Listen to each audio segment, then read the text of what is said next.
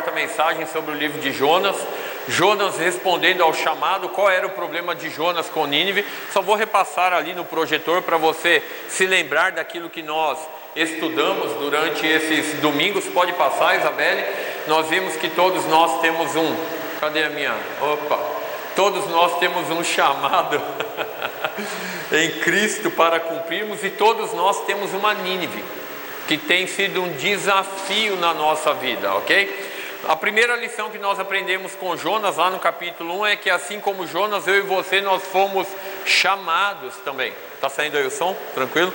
Nós temos um chamado olhando para a vida de Jonas, mas o que tem nos inibido quanto a esse chamado é o local, a razão e a causa. Nós nos tornamos acovardados por meio daquilo que é apresentado diante de nós, para nós então respondermos ao chamado que o Senhor tem nos dado. Foi isso que aconteceu com Jonas. Vai para Nínive. Jonas pegou um barquinho e foi para Tarso, ok? E nós somos assim, Deus nos manda para uma região, para uma direção, e nós vamos a outra. Pode passar, isso aí nós já comentamos, né? Nós vimos que Deus está nos forjando para um bom futuro, assim como Jonas, não é? Quando Jonas é engolido por aquele peixe, nós vamos ver ali, Deus estava forjando Jonas, o preparando mais ainda, para que ele pudesse pregar, demonstrar as prerrogativas do reino dos céus, lá na cidade de Nínive, para que houvesse arrependimento naquele povo. Pode passar, Isabelle, por favor. Segundo lugar que nós aprendemos com ele foi que assim como Jonas, nós temos fugido ao chamado. Nós não nos encorajamos, nós temos medo, não é? Nós deixamos de lado, porque nós não queremos deixar o nosso conforto. E o texto lá, capítulo 1, capítulo 2, 3, não é? Diz, levanta-te e vai. E a Bíblia diz que Jonas se levantou, mas ele foi na direção oposta ao chamado que Deus havia dado para ele. Não foi na direção que Deus havia designado. Isso mostra uma obstinação de coração. Enquanto o nosso coração não estiver nas mãos do Senhor, nós não podemos responder ao chamado do Senhor quanto à sua vontade na nossa vida. E nós tratamos um pouco disso hoje na EBD pela manhã, no livro de Atos, aqui em Coríntios, onde eu falei um pouquinho de que a igreja, para ser uma igreja forte, uma igreja ofertante, uma igreja que valoriza os princípios do Senhor, ela precisa primeiro ter a sua vida transformada. Nós vimos Paulo falando àqueles irmãos que Deus, ele permitia que acontecesse porque o efetuar era o resultado do querer na vida do povo. Não adianta nós efetuarmos nada para o Senhor, nada que nós realizarmos como igreja, como corpo, individualmente ou na obra missionária, nada como casal, como família, que não seja o resultado do querer daquilo que Deus tem na nossa vida, Deus vai aceitar. O efetuar deve sempre ser o resultado do querer de Deus na nossa vida, porque efetuar qualquer um faz, e nós temos falado disso durante a nossa jornada. Tranquilo aí? Ok? Pode passar, Isabelle. Terceira lição que nós aprendemos, não é? Ao chamado, aí era a recapitulação, significa, né, uma identidade de cristão, tendo como resultado lutas. Nós vamos passar por lutas na nossa vida. Quando você é chamado, significa que você vai enfrentar as mais diversas lutas na sua trajetória como cristão. E isso faz parte da nossa vida. Não há chamado que não tenha luta. Travesseiro de profeta é travesseiro de pedra. Não é travesseiro confortável, para que nós não fiquemos estagnados, parados, acostumados àquela vida. A Bíblia diz que Jacó, quando sai da sua família e vai para a terra da parentela, ele deita no meio do caminho onde Deus se manifesta com ele, e ele faz um travesseiro de pedra, e ele coloca o nome de Betel ali, porque ele se encontra com Deus. É um travesseiro onde não havia conforto, porque o profeta, o homem, a mulher de Deus, ele não pode ter conforto. Nós precisamos estar prontos a nos levantar em todo momento, em toda ocasião que Deus nos chamar. Pode passar. Então vai haver lutas. No capítulo 2 nós vimos que é importantíssimo responder ao chamado. Pode passar, Isabel. E aí nós vimos uma característica no capítulo 2, a oração. Jonas foi engolido, eu estou passando bem rapidamente aqui, por um grande peixe. E lá no ventre do peixe, talvez se ele já praticava a oração ou não, lá no peixe ele teve que orar por 3 dias e 3 noites. Você sabe que Neemias, ele orou por 120 dias, 4 meses, eu falei na semana retrasada, para que ele pudesse ter uma resposta de Deus por meio do rei, para ele reconstruir os muros da cidade santa. 120 dias Neemias orou. E quanto tempo levou para ele reconstruir os muros? 40 dias, aproximadamente. Ele orou 152 dias. E ele reconstrói o muro em 40 dias, porque a oração demonstra para nós que é mais importante do que o realizar. Na oração nós somos tratados, trabalhados pela pessoa de Deus. E eu desafiei a igreja falando o quanto você tem orado na sua jornada, né? Aquela oração íntima, aquele período que você tem com o Senhor, aquele momento que você se recolhe em algum lugar e você busca essa intimidade com Deus Pai. Você tem orado pela sua família, você tem orado pela sua igreja, pelos seus entes queridos, por aqueles que estão à sua volta. Quanto tempo você tem gasto orando? O apóstolo Paulo diz que nós devemos orar sem cessar. Em todo tempo nós devemos estar orando. O sábio Salomão, ali no seu escrito, na sua jornada, na sua história, em 2 Crônicas 7,14, quando ele ora ao Senhor, o descrito diz o seguinte, que se o meu povo que se chama pelo meu nome, a primeira característica diz orar. Deus está falando, o povo precisa orar, Salomão, e esse templo erigido, construído por você, vai ser um local que vai atrair as nações a orarem, a clamarem pelo meu nome. A oração é muito importante na vida ministerial, na nossa vida individual, como pessoas, como família e como igreja. Pode passar, Isabel. Então Jonas orou das entranhas do peixe. Deus estava movendo o sobrenatural na vida de Jonas para que Nínive fosse alcançada pela graça de Deus. O conceito histórico, o relato histórico diz para nós que enquanto Jonas estava ali, a cidade de Nínive já sabia que Deus havia mandado um profeta para pregar as boas novas do Evangelho para eles. O conceito histórico relata isso para nós. Eles sabiam que Deus havia enviado um profeta que iria pregar sobre as grandezas desse Deus a eles. Eles já estavam aguardando, eles já estavam esperando, já era um reflexo da própria oração de Jonas no ventre daquele peixe. Pode passar, Isabel. E nós fomos então, não é? No capítulo 3, que lemos a semana passada, a confirmação do chamado de Jonas lá na barriga do peixe. Engraçado que Jonas não obedeceu, mas o peixe obedeceu. Jonas foi vomitado a aproximadamente 200 quilômetros da cidade de Nínive, que não é uma cidade portuária. Então ele teve que caminhar 200 quilômetros e chegar lá ainda cheio de vigor e motivação para que ele pudesse pregar a palavra de Deus àquele povo que já estava esperando o mensageiro do Senhor. Pode passar, Isabel, por favor.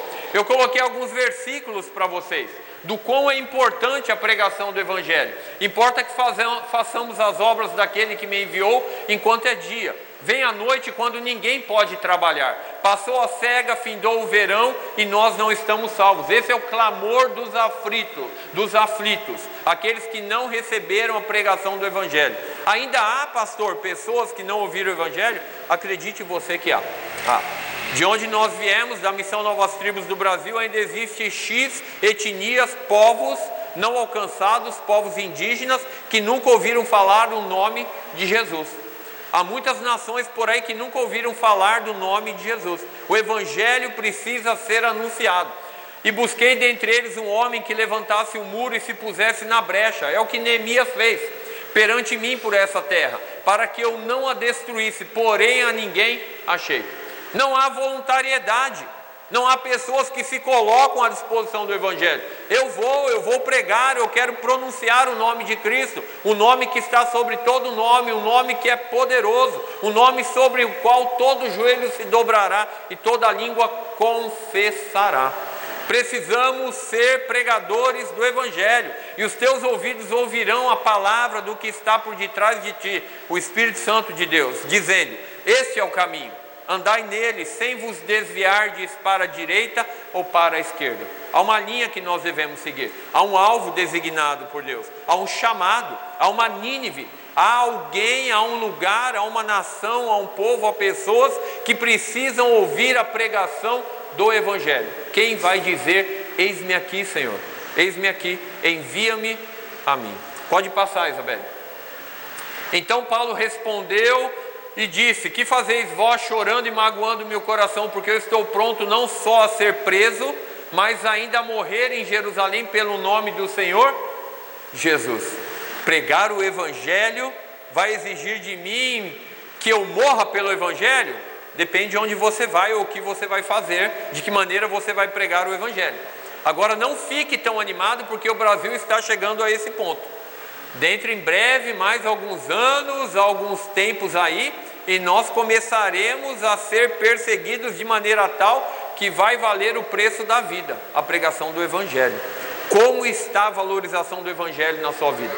Como você tem valorizado a palavra de Deus na sua vida? Mas em nada tenho a minha vida por preciosa, contanto que complete a minha carreira e o ministério que recebi do Senhor Jesus, para dar testemunho do Evangelho da graça de Deus. Qual o valor que você tem dado para a sua vida? A sua vida vale mais do que a pregação do Evangelho? Jesus disse que aquele que quer ganhar a vida eterna deve perder a sua vida por amor a Ele. Quem perde a sua vida por amor a Ele, achará vida, essa vida eterna. Precisamos deixar de valorizar aquilo que Deus desvaloriza, e precisamos valorizar aquilo que Deus valoriza. E uma das coisas mais importantes que Deus valoriza é a pregação do Evangelho. Não há festas no céu quando nós, como se é ensinado por aí, quando os dons são apresentados, ou quando nós contribuímos, ofertamos, quando há cura, não é? Quando há manifestação dos dons. Não, mas há festa nos céus quando uma alma se converte ao Senhor, como resultado da pregação do Evangelho. E aí os dons passam a ter vigor no corpo da igreja. É isso que está sendo falado e tratado na vida de Jonas. Não te mandei eu? Esforça-te, tem bom ânimo, não te atemorizes, nem te espantes, porque o Senhor teu Deus estou contigo por onde quer que andares. A promessa do Senhor está aí. Pode passar, Isabel. Ok, chegamos hoje no último capítulo, terceiro e último lugar. Responder ao chamado gera compaixão. Jonas capítulo 4, abra sua Bíblia lá, do verso 1 ao verso 11. Eu não estou indo verso a verso, ok? Nessa mensagem expositiva eu estou expondo o capítulo como um todo. O expositivo nós estamos fazendo de manhã com o livro de Atos, mas aqui nós estamos trabalhando o necessário. Livro do profeta Jonas, um dos profetas menores, capítulo 4, do verso 1 ao verso 11. Todos acharam? Amém? Se alguém sem a palavra de Deus do seu lado, estenda a Bíblia a ele para que ele possa acompanhar a leitura das Sagradas Escrituras. Amém? Diz assim o texto: mas desgostou-se Jonas extremamente disso e ficou todo ressentido. Ressentido do quê? No capítulo 3 ele entrou na cidade de Nínive, pregou a palavra de arrependimento, e aconteceu o que? O povo se arrependeu. Foi publicado um edital pelo rei que desde os animais, falei tudo isso a semana passada, do mais pobre ao mais rico, ninguém comesse nada, foram vestidos com panos de saco, sentaram sobre a cinza, jogaram pó sobre as suas cabeças e levantaram um grande clamor. E Deus então, por meio da pregação de Jonas, ele se arrepende do mal que havia de vir sobre Nínive, e ele perdoa o pecado de Nínive.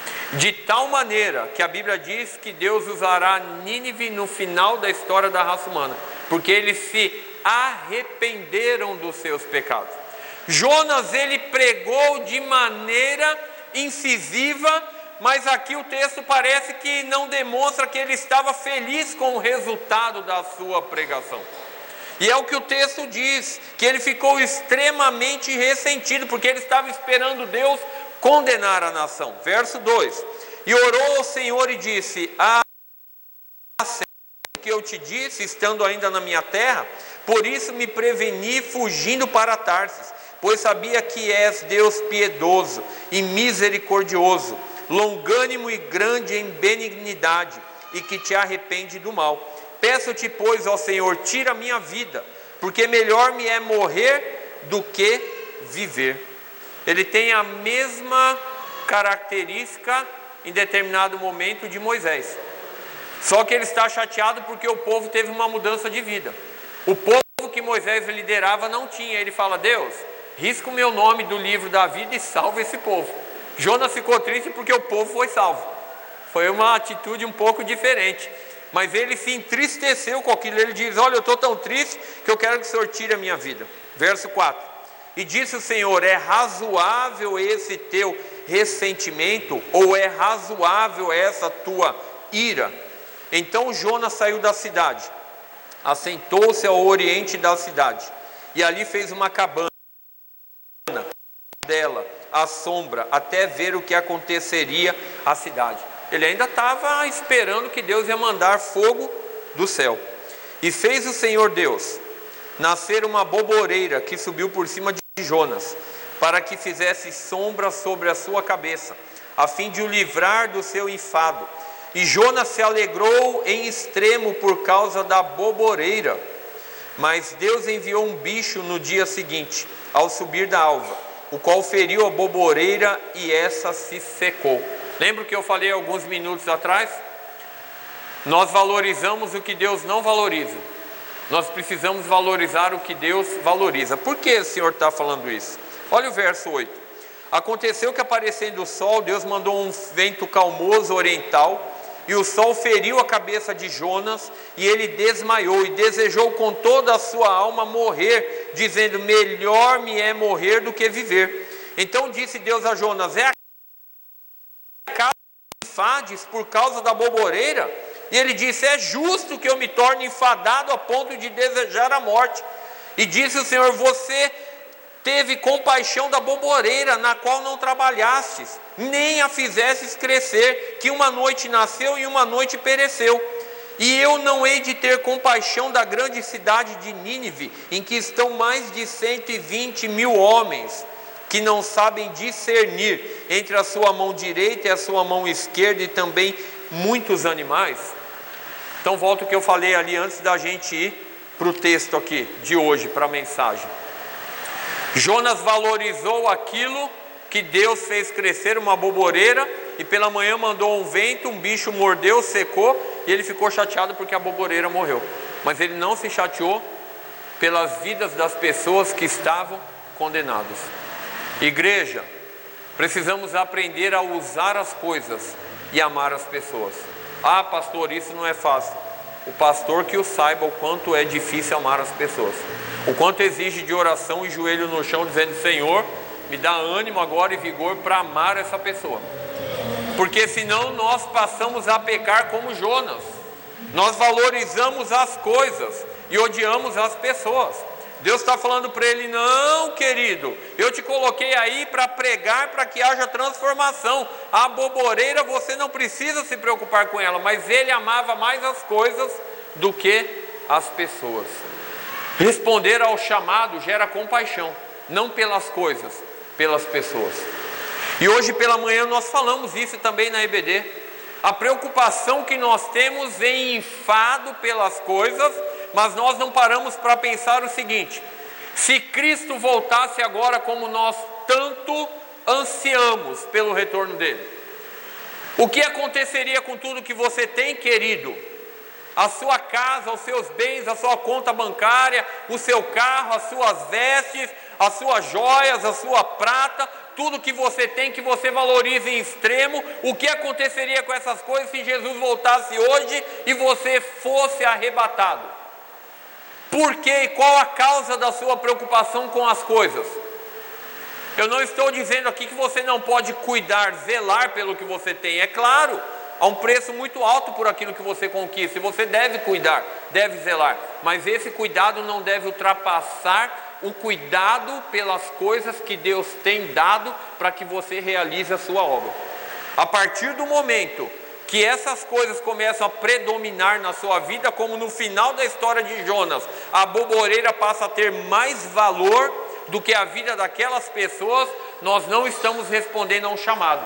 Porque você só responde ao chamado quando você tem compaixão pelas vidas. A Bíblia diz nos Evangelhos que Jesus olhou para as pessoas como ovelhas sem pastor. Pergunta aos discípulos a elas, e um dos discípulos diz: não temos nada, só tem um rapazinho aqui com alguns pães e alguns peixinhos. Ele estava testando os seus discípulos. E aí aquele rapazinho apresenta os pães e os peixes, e Jesus mostra que o pouco que nós temos, se nós colocamos no lugar certo, na hora certa, e nas mãos da pessoa certa, Deus usa para que se torne bênção na vida daquelas pessoas. Ponto. Então eu gostaria que nesse momento você avaliasse o que é que você tem valorizado a mais na sua vida do que a pregação do Evangelho, do que a propagação da compaixão de Cristo no meio daqueles que não conhecem o Evangelho. Há algo interessante no nosso meio hoje, na nossa conduta como igreja, de que muitos, e como missionário, pastor, como missionário, eu ouço, tenho ouvido, escutado isso ao longo dos anos. Muitos falam para mim que não aceitam o fato de que as pessoas que não ouvem o Evangelho estão destinadas à condenação eterna. Pastor, como pode isso?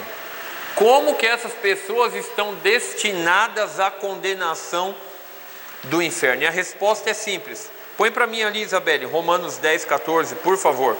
Romanos 10, 14, marque esse texto aí. Olha o que esse texto diz. Romanos, capítulo 10, verso 14. Olha o que Paulo diz. Como, pois, invocarão aquele em quem não... O que diz lá? Como, pois, invocarão aquele em quem não creram? E como crerão naquele de quem não ouviram? E como ouvirão se não há quem pregue? A resposta é simples. Como, pastor? Deus é injusto. E eu escuto isso dentro da igreja. Mas, pastor, as pessoas têm um caráter, as pessoas têm uma conduta de vida. Como que elas são condenadas ao inferno? Como que elas vão ao inferno? Paulo está respondendo. Como que elas vão invocar aquele em quem elas não crerem? Como elas vão crer naquele de quem nunca ouviram falar? E como ouvirão se não há quem pregue? E aí a Bíblia diz: quão formosos são os pés daqueles que anunciam as boas novas.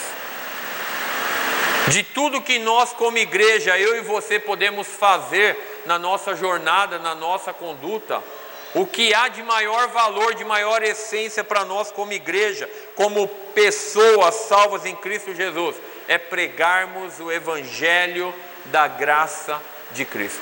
É o Evangelho que transforma, é o Evangelho que dá um novo vigor, que tira essas pessoas da perdição e apresenta a uma eternidade. A grande questão, e aqui eu vou trazer uma pontuação dentro desse último ponto para você compreender, é que a igreja não fala, não tem pregado porque ela não conhece. Ela não conhece aquele em quem ela confia. Ela não tem um conhecimento profundo daquele ao qual ela quer propor a pregação do Evangelho. Aí eu quero te levar para um texto paralelo, alguns textos, onde eu vou te mostrar algumas pontuações para você entender a importância do chamado para gerar compaixão na sua vida. A Isabelle não vai abrir lá, mas você vai abrir aí, Êxodo capítulo 28. A Isabelle pode pôr a próxima figura, por favor. Êxodo capítulo 28, abra lá, verso 36 em diante. Eu quero que você acompanhe a leitura que eu vou fazer aqui.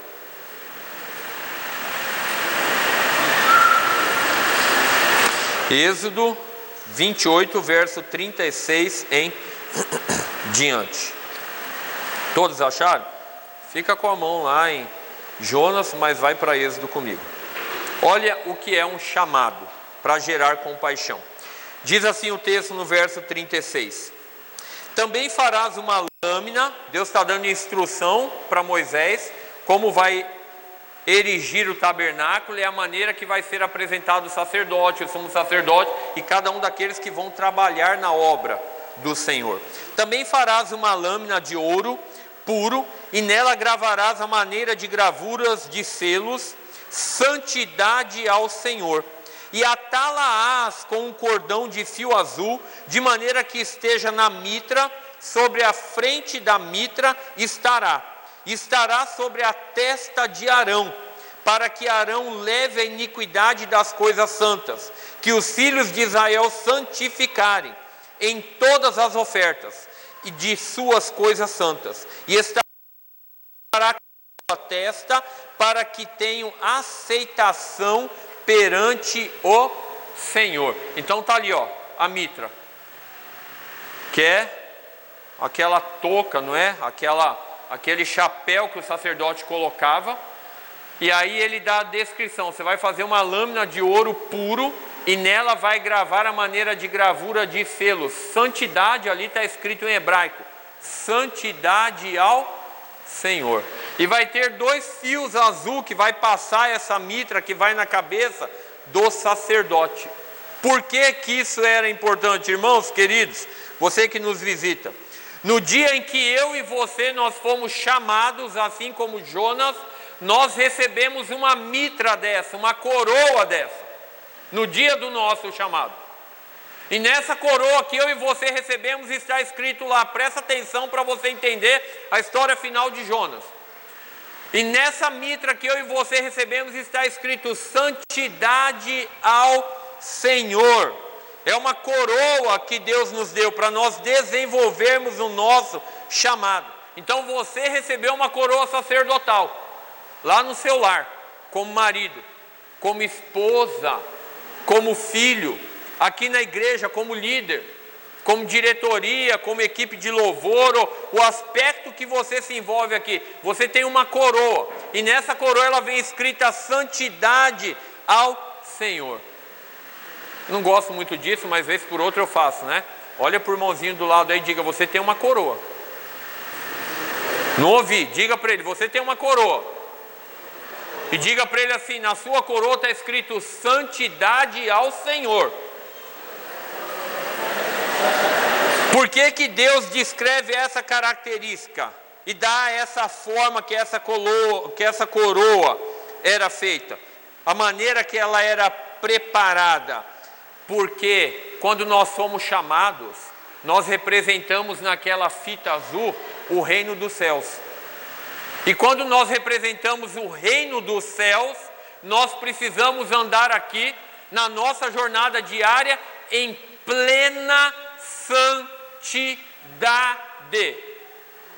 Responder ao chamado vai exigir de nós uma vida de santidade ao Senhor. Arão vai levar tudo aquilo que é impuro, e a coroa vai demonstrar que ele está santificado na fita azul para servir ao Senhor. Se não estou enganado, em 2 Coríntios 5:20 diz que nós somos embaixadores da parte de Cristo. Rogamos, pois, a vós que vos reconcilieis da parte de Cristo para com Deus. Somos embaixadores da parte de Cristo. O embaixador aqui de outro país, ele cuida das coisas do Brasil ou das coisas de outro país? Das coisas de outro país. Se você é o embaixador do reino dos céus aqui, onde você está, a tua vida tem que ser plenamente santa, e você se preocupa somente em responder e desenvolver aquilo que é concernente ao seu país. E qual é o seu país hoje? Qual é a sua terra? Qual é a sua promessa? Qual é a sua jornada? Ah, pastor, desse jeito ninguém serve. É verdade, irmão. Se você está pensando isso, ninguém aqui é santo, é verdade.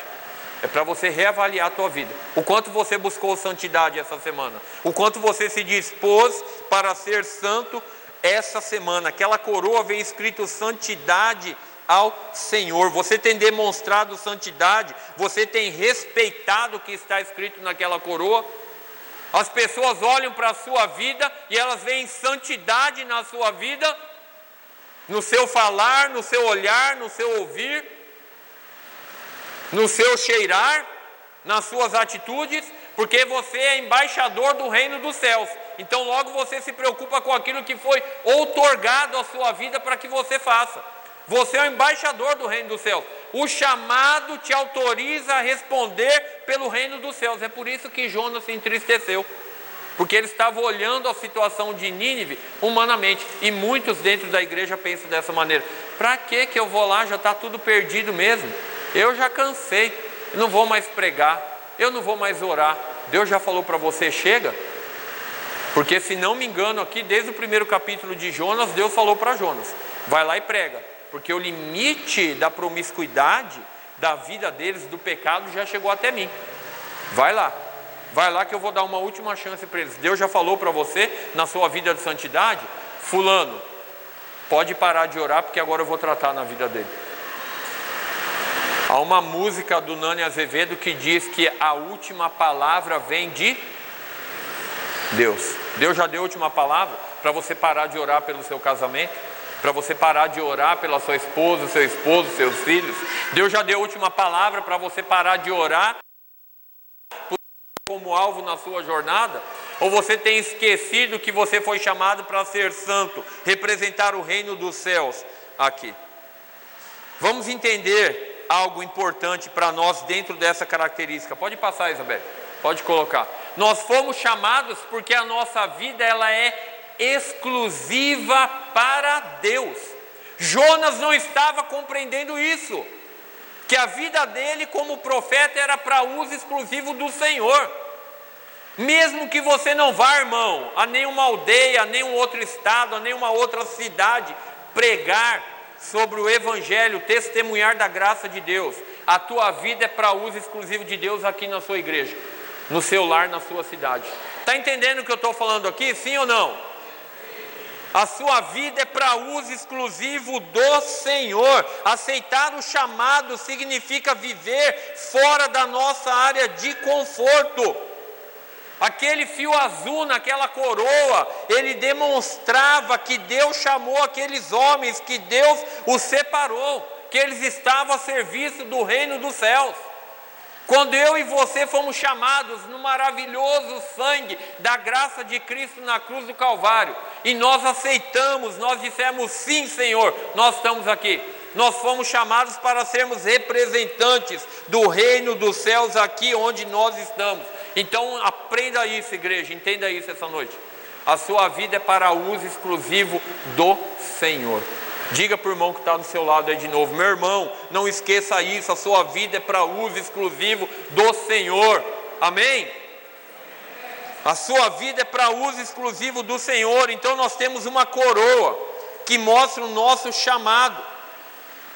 E todas as nossas lutas, crises, coletivas ou individuais, eclesiásticas, não podem impedir o chamado que nós temos naquela coroa. Porque nós temos uma vida santa, uma vida de consagração, uma vida exclusiva ao Senhor. Agora vem um detalhe importante, pode passar, Isabel.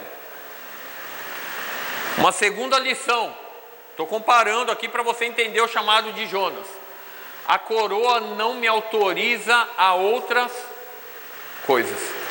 Essa é a grande dificuldade. A coroa não te autoriza a realizar outras coisas. 2 Timóteo 2,4. Você pode colocar ali, Isabelle? Aí você volta depois da figura. 2 Timóteo 2,4. Presta atenção nesse texto. A coroa não me autoriza a outras coisas durante o meu chamado. Olha o que Paulo fala a Timóteo. Ninguém que milita se embaraça com negócios desta vida, a fim de agradar aquele que o alistou para a guerra. O chamado é para uso exclusivo do Senhor. Você não pode se envolver com mais nada. Quem já foi ou ainda é, militar ou passou por um preparo desse, não somos melhores do que ninguém. Mas lá você passa a compreender o que é uso exclusivo de um chamado. Lá você não tem vontade própria. Lá você não tem. Nós temos homens aqui militares. Lá, parou, cortou? Descarregou a pilha. Me dá o sem fio aqui. Ok. Continua aqui, sem problema. Lá no meio militar nós não temos vontade própria, desejos próprios e escolhas próprias. Lá no meio militar, nós estamos lá para servir aquele que nos alistou, um comandante, um chefe supremo que está acima de todo o regimento. E não tem hora, nós não podemos dizer não, normalmente é sim. É isso que Paulo está falando para Timóteo. Você se inscreveu, você se alistou, você não pode se embaraçar com coisas dessa vida. Presta atenção, meu irmão, nisso. Deus nos chamou, Deus nos deu uma coroa, e nós fomos dotados então, ok? Dotados, capacitados para fazermos a vontade do Senhor. Eu quero fazer algo bacana com a igreja aqui, presta atenção. Eu vou falar aqui uma frase de início, e aí eu vou dizer assim, ó, e você diz, aí a igreja, uma só voz, vai dizer assim, ó, santidade ao Senhor. Entendeu? Eu vou falar uma frase e eu vou dizer assim, e você diz, aí a igreja junto vai dizer santidade ao Senhor. Presta atenção. Deus te chamou e Ele diz para você assim, você é meu. E você diz? Santidade ao Senhor. Amém. Ele diz, eu vou cuidar de você no seu chamado. E você diz? Santidade ao Senhor. Deus diz, eu vou te sustentar no seu chamado. E você diz? Santidade ao Senhor. Deus diz para você, eu quero somente. E você diz? Santidade ao Senhor. Deus diz para você, você é meu escolhido, porque você tem passado pelo deserto da vida, as dificuldades, as lutas. E você diz? Santidade ao Senhor. Deus diz para você, está difícil, eu tenho visto o teu choro, o teu chamado, as tuas lutas, mas eu te tomo pela tua mão direita, e eu te digo, não temas, porque eu estou contigo, e você diz? Santidade ao Senhor. Percebeu? Como muda? Deus está ali te desafiando, Deus está te chamando, você só tem que cumprir o chamado que Ele te deu na coroa. Santidade ao Senhor. Jonas não estava entendendo esse princípio, e a igreja hoje ela tem passado por essa dificuldade. Ela não tem entendido que nós precisamos ter uma vida santa, uma vida consagrada, uma vida transformada diariamente na nossa conduta. Uma outra lição para a gente voltar para Jonas e finalizar, pode passar, Isabel. Uma terceira lição dentro desse ponto do capítulo 4 de Jonas: não perca a coroa que ele te deu.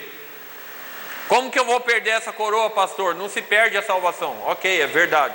E não estou falando aqui da questão da perca da salvação. Eu estou dizendo da tua posição por meio da salvação dentro do seu chamado. Como que se perde a coroa? Quando você fica sem moral. Não fique sem moral para pregar o evangelho, porque você foi chamado. E para que você foi chamado?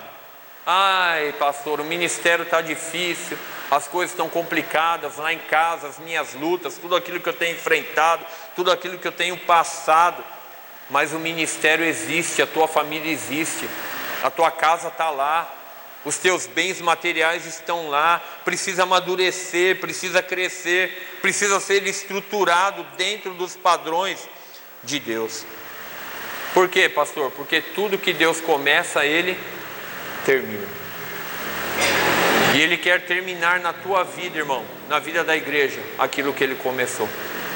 Se você tem um chamado, Deus quer terminar esse chamado na tua vida. Deus quer te usar assim como Ele usou Jonas. Nós precisamos aprender a louvar o Senhor. Uma outra lição dentro dessa pontuação: ninguém prega sem conhecer o caráter de Deus. Êxodo 3, verso 14, põe para mim ali, Isabelle, para a gente compreender essa verdade. Êxodo 3, verso 14. Olha o que diz esse texto. E disse Deus a Moisés: eu sou o que sou. Disse mais: assim dirás aos filhos de Israel: eu sou, me enviou a vós. A dificuldade de muitos dentro da igreja a responder ao chamado é o que eu vou falar, o que eu vou pregar, de que maneira eu vou expor a palavra de Deus. Primeiro você precisa criar, ok, disciplina de ler a Bíblia, estudar, ter tempo com Deus. Porque tem muito crente dentro da igreja por anos, né? Mas não sabe um versículo decorado. Essa semana foi passada uma pesquisa, não a que foi colocada no grupo, né? Não a enquete que foi colocada no grupo da igreja sobre festa junina, que só 8 responderam. Eu fiquei meio preocupado lá. Ninguém quis se comprometer com a enquete que foi colocada lá, né? O pastor colocou um texto explicando a festa junina, o que é, e a pergunta era: você permitiria que seu filho participasse da festa junina? Só 8 responderam. A maioria eu entendi que se sentiu meio comprometido em não responder aquilo. Nós precisamos escolher a quem nós queremos agradar. Se Deus ou... Precisamos definir a nossa conduta. Esse texto diz que Moisés estava dando desculpas quanto ao chamado dele. E muitas vezes nós também damos desculpas. Nós não queremos responder ao chamado. Lá, não precisa colocar, Isabelle, em Êxodo 4, verso 12, diz assim: Deus começou a ficar chateado com Moisés. Ele disse para Moisés assim: vai, pois, agora, e eu serei com a tua boca e te ensinarei o que hás de falar. Basta pregar o Evangelho, falar o nome de Cristo. Quando você tem essa coroa, você não pode pregar sem ter o caráter. Deus está falando para Moisés o seguinte: quando você falar eu sou, me enviou a vós outros, você está apresentando o meu caráter, você está dizendo que você me conhece, que você se relaciona comigo. Por quê? Porque conhecimento, Evangelho é conhecimento. 2 Coríntios 3, põe lá para mim, Isabelle. 2 Coríntios 3, versos 5 e 6. Olha o que esse texto diz. Evangelho é conhecimento. 2 Coríntios capítulo 3, verso 5. Não que sejamos capazes por nós de pensar alguma coisa, como de nós mesmos, mas a nossa capacidade vem de Deus. Não se prega o Evangelho sem conhecer ou sem ter o caráter de Deus. Por isso que logo no início Deus coloca uma frase na coroa do chamado: santidade ao Senhor. Se você não tem santidade, você não tem o caráter de Deus. Você não tem autoridade para pregar, ok? Diz ali: não que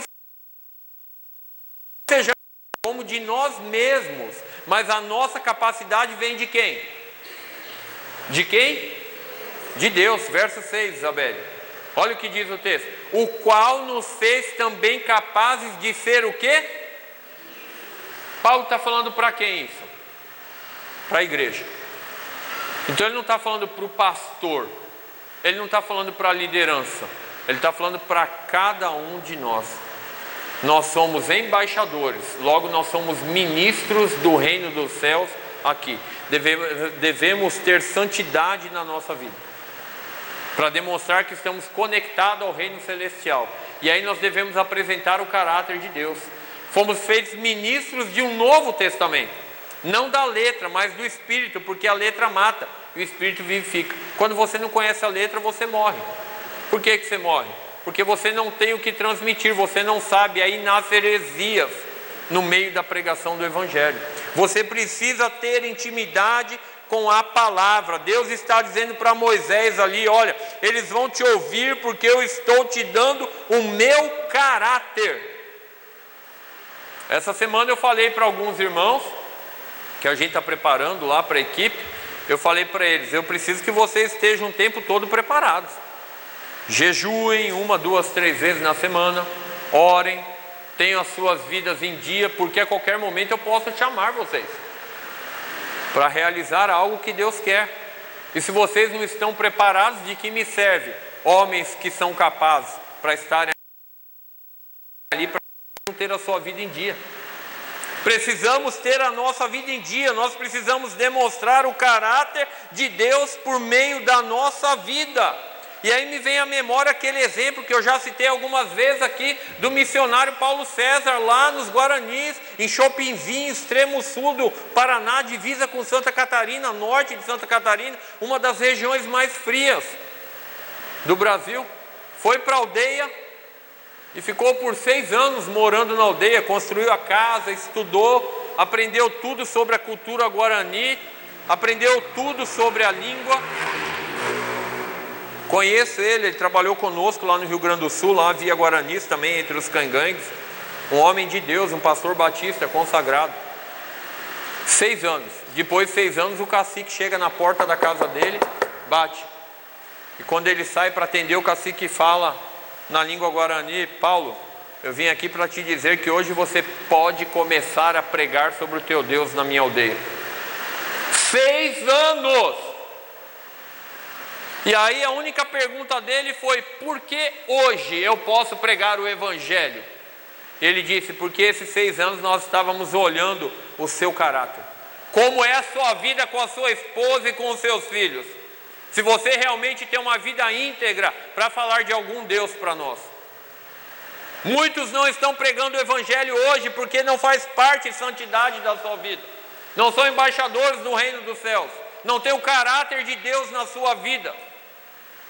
E aí não tem poder e autoridade na transmissão do Evangelho àqueles que têm passado por dificuldades.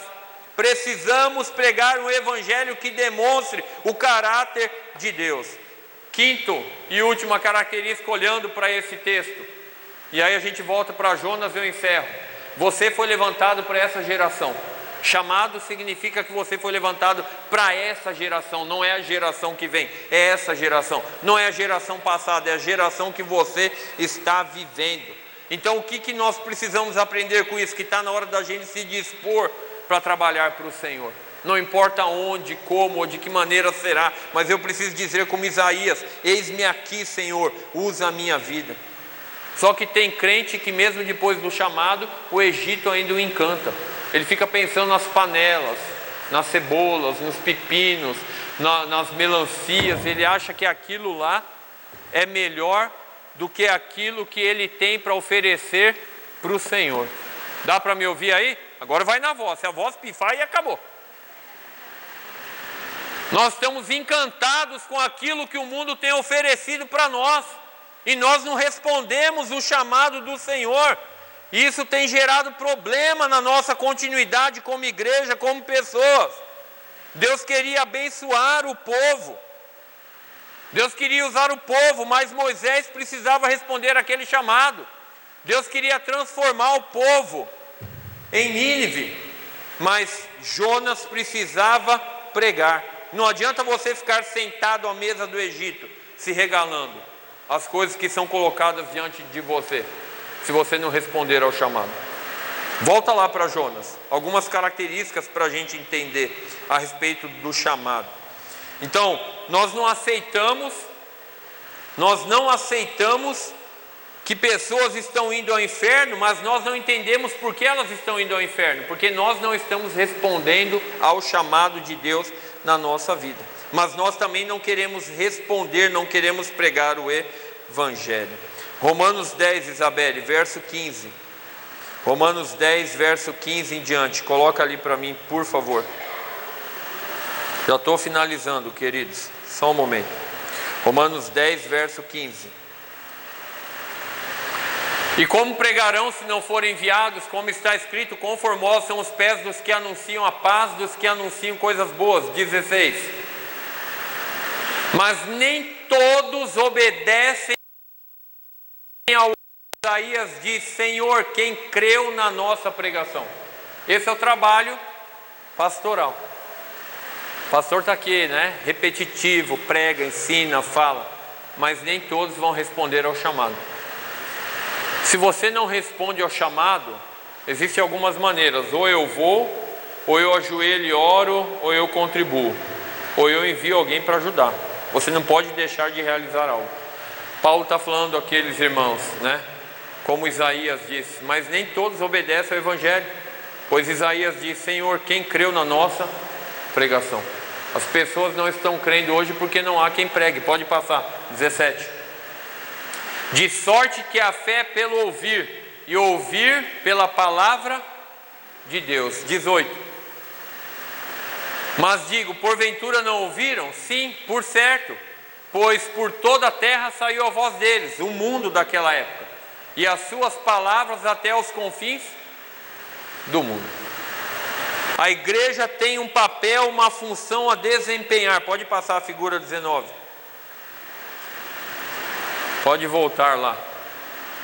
Chamado tem a ver com princípios e valores. E aí eu vou fazer de novo aquele acróstico com vocês aí, bem bacaninha, tá bom? Eu vou ler e vocês vão responder sempre Cristo, para a gente firmar essas verdades, tá bom? A igreja toda, vamos lá. Os meus princípios são baseados sempre em Cristo. Os meus valores são os valores de Cristo. Os valores e princípios da minha família estão em Cristo. Os valores e princípios dos meus filhos estão em Cristo. Os valores e princípios do meu casamento estão em Cristo. Os valores e princípios do meu trabalho, estudo, dinheiro, vida, saúde estão em Cristo. Os princípios e valores do meu chamado estão em Cristo. Responder ao chamado significa responder aos nossos valores que devem estar na pessoa de Cristo. Pode passar, Isabel. Você é o Jonas que Deus separou para essa geração. Você é o Jonas que Deus levantou. A Nínive na sua vida pode ser a sua família, os vizinhos, a cidade, o estado, o país. Mas você não pode sair daqui sem responder ao seu chamado. Tem mais um, não tem? Eu tenho um chamado, o Evangelho a anunciar. Quantos aqui estão dispostos a anunciar o Evangelho essa semana? Levanta a sua mão. Quantos aqui estão dispostos a anunciar o Evangelho essa semana? Amém. Feche os seus olhos, abaixe a sua cabeça. Vamos orar. Eu peço para a equipe de louvor vir aqui à frente, pode vir. Eu vou orar, nós vamos cantar, depois nós vamos buscar a bênção do Senhor para finalizar o culto nessa noite. Com o Senhor um pouquinho aí, diga: Pai, eu ouvi por 4 semanas e até foi enfadante, foi um enfado nos meus ouvidos ouvir aquele homem ficar falando sobre Jonas e repetindo e pregando e falando, foi um enfado. Mas diga para o Senhor: é porque o Senhor quis tratar o meu chamado durante esses domingos. E eu descobri nessa noite que o chamado tem a ver com princípios, com moral, com santidade. Diga para o Senhor: eu quero responder a esse chamado. Eu quero ser um Jonas essa semana, aonde eu estiver. Diga isso para o Senhor aí. Eu quero ser o Jonas nessa semana. Eu quero pregar o Evangelho. Eu quero falar da verdade que é Cristo, que transformou a minha vida e pode transformar a vida de muitos. Pai querido, Pai santo, nós somos gratos a Ti, porque nessa noite o Senhor nos desafiou, o Senhor falou conosco, derramou o Teu amor, a Tua misericórdia, e nesses 4 domingos que nós falamos aqui, aprendendo com o chamado de Jonas, nós entendemos que o Senhor teve um desafio para nós. Por isso nós pedimos, ó Pai, que a Tua vontade possa se manifestar através de nós nessa semana, na nossa casa, no nosso emprego, na faculdade, na nossa vida cotidiana e diária, que nós possamos ser o Jonas do presente século em que estamos vivendo, da presente década, dos dias atuais que estamos vivendo, ó Pai. Encoraja o Teu povo a entender essas verdades, a viver essa verdade e a propagar o Evangelho da graça